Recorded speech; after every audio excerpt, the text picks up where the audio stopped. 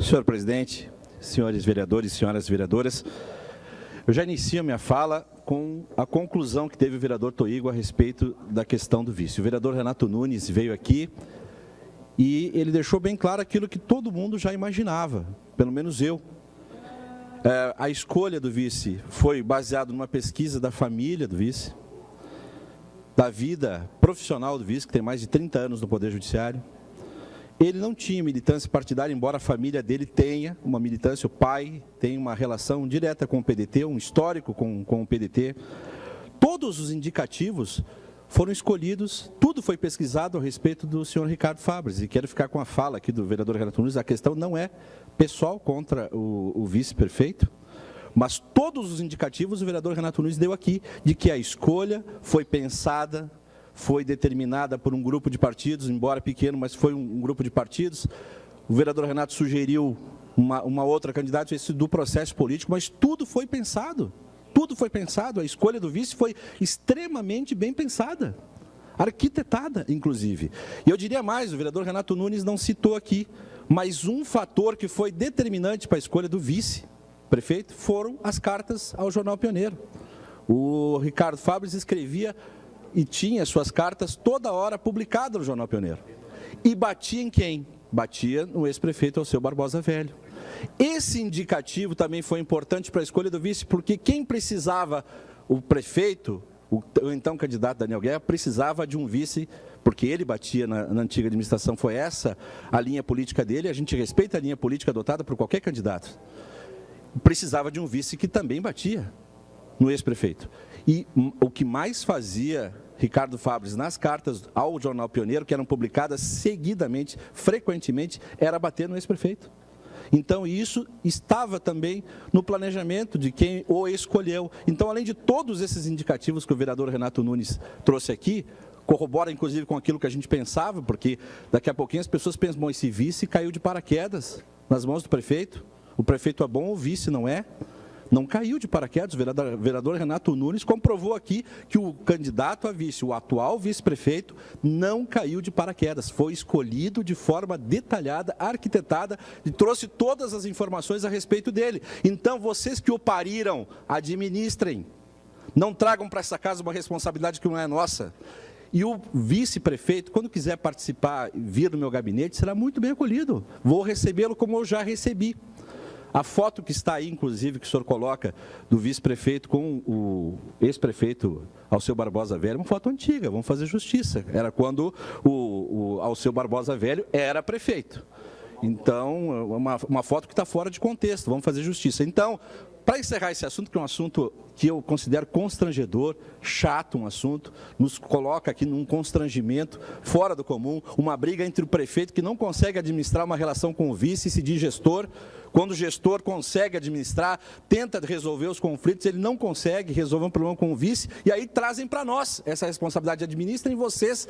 Não fomos nós que parimos um vice que não se entende como prefeito. Essas situações pequenas de botar um quadro, tapar o sol, questões questiúnculas, que o prefeito não consegue resolver, que a administração não consegue resolver. E hoje o vereador Renato Nunes trouxe com toda a propriedade, só corroborou com aquilo que talvez alguém tivesse dúvida. Ele, o vice do prefeito Daniel Guerra, legitimamente escolhido pela vontade das urnas, foi escolhido depois de várias análises a respeito do currículo dele, da vida profissional dele, da família dele, dos conceitos dele. Então, administrem ele. Não tragam para nós essa responsabilidade. Administrem ele. Eu quero trazer também, ainda sobre esse assunto, porque do jeito que alguns vereadores falam aqui a respeito dessa questão do impeachment, parece que quem votou a favor da admissibilidade é quem tem posição, e quem votou contra não tem posição. Eu votei contra e tenho posição. O PSB, inclusive, se reuniu, nosso líder Edi Carlos, o vereador Eloy Frisch, com toda a sua experiência de 5 ou 6 mandatos, de toda a vida política que tem, com o nosso presidente do partido, com o pessoal da bancada do partido, e nós discutimos esse assunto. E chegamos à conclusão que a bancada deveria ser liberada. Essa foi uma decisão do PSB. E eu externei essa minha posição, agradeço ao nosso líder Edi Carlos, ao vereador Frisso, que conseguem ser democráticos a ponto de entender o posicionamento de cada um. Eu, se fosse um outro posicionamento, não me oporia. Se o partido decidisse aqui, vota a favor da admissibilidade, eu diria que estou votando como fez o vereador Cassina. Na primeira votação, voto contra aquilo, estou votando, mas é contra aquilo que eu penso. Mas foi uma decisão de bancada, mas não foi isso que a nossa bancada discutiu. O PSB discutiu de forma democrática e disse, olha, a bancada está liberada. O vereador Frisso apresentou seus argumentos para votar a favor e eu e o vereador Edi Carlos apresentamos para votar contra. Então, uma decisão tranquila, como sempre foram as nossas decisões do PSB. Então, não é quem votou a favor tem posicionamento, quem votou contra não tem posicionamento. Eu votei contra e tenho posicionamento.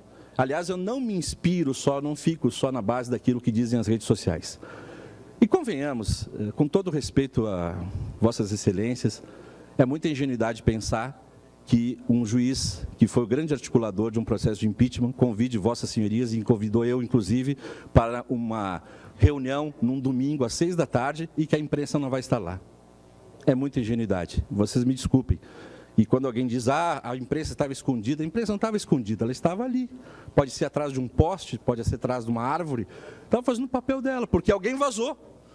Quando muita gente sabe, eu sou jornalista, quando muita gente sabe de uma reunião que aparentemente era para ser secreta, alguém vai vazar isso aí para a imprensa, e vazou, realmente vazou. Meu posicionamento desde sexta-feira, o meu posicionamento de que eu não iria nesta reunião, porque já sabia quem estava articulando, embora possa parecer uma reunião normal de contato político.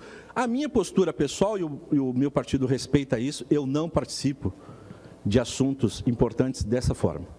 Quem quiser conversar comigo sobre política, sobre votos, sobre situações que envolvam aqui a vida legislativa, as nossas votações, que cheguem até o meu gabinete e conversem.